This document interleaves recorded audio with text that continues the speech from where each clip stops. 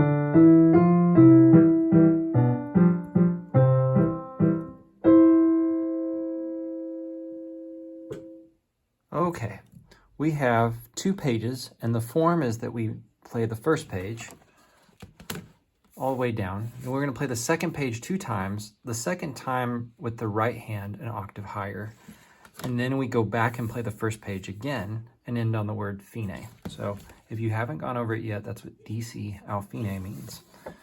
Now, I recommend starting with this waltz pattern that they teach at the top of the page, and make sure that your left hand is coming down with your arm weight and then jumping up, bouncing up, not super high, but a little bounce like this. So it sounds like long, short, short, long, short, short, or they say light, light, like that. That will give you the waltz sound that you're looking for. So my left hand starts in a C position, my right hand thumb is here, with my second finger on the F, but I don't play the F. And that will cover all the way up to this B. So we'll start here. My right hand is playing legato while my left hand plays and bounces lightly. And then I'm going to let go of that legato as I go on to the next phrase on measure 5. So we have, and then I need to let go like that, not that way. There should be. There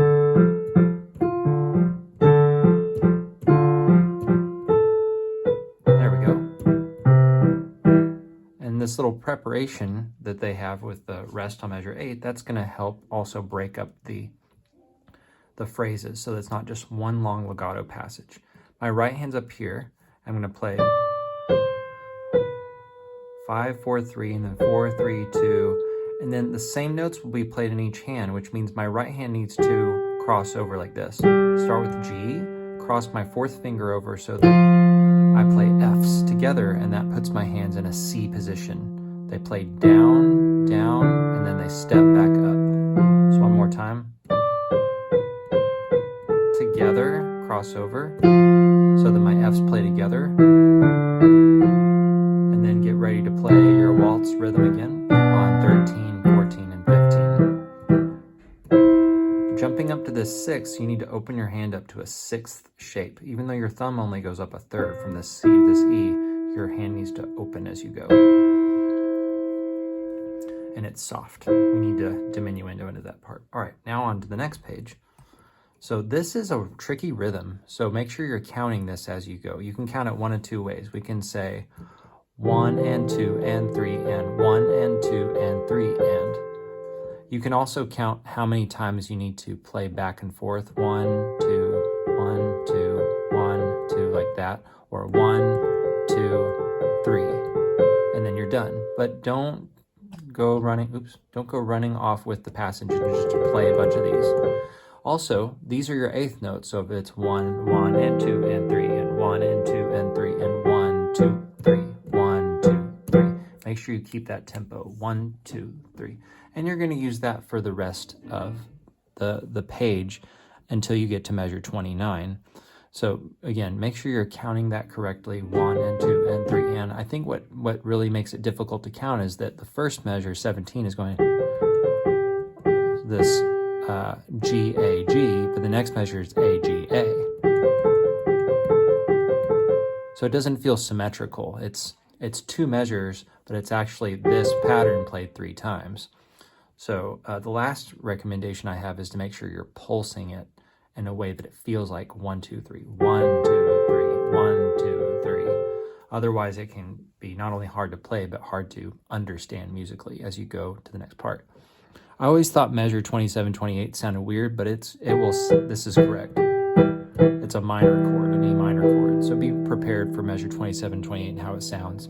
The same goes for the previous page when we played on measure 7 and 8, and you play this B against your left hand playing a C chord. It's going to sound kind of dissonant if you're not used to hearing a major 7 chord. Your ear might want to hear this. But this is correct on measure 7 and 8. At the end, on measure 29, we have those 2 sharps are a D sharp and an F sharp, played lightly while you hold your right hand. And then make sure we're gradually slowing down into the repeat or back into the beginning of the piece. But the same, I'll play the page again with my right hand.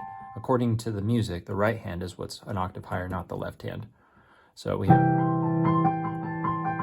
I like to play with the time here, but if you want to be more strict metronomically, you can. Then that would just be...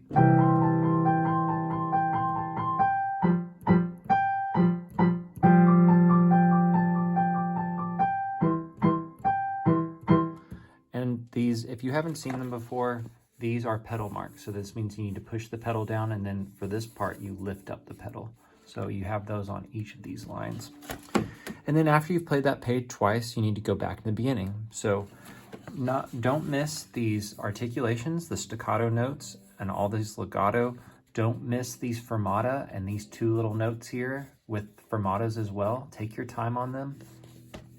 Make sure you're playing these ritardandos. There's one here. And I think that's the only one.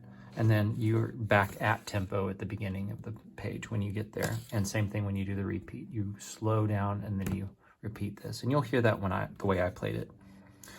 All right, let me know if you have any questions. Please like and subscribe to support the channel. And good luck. Have fun.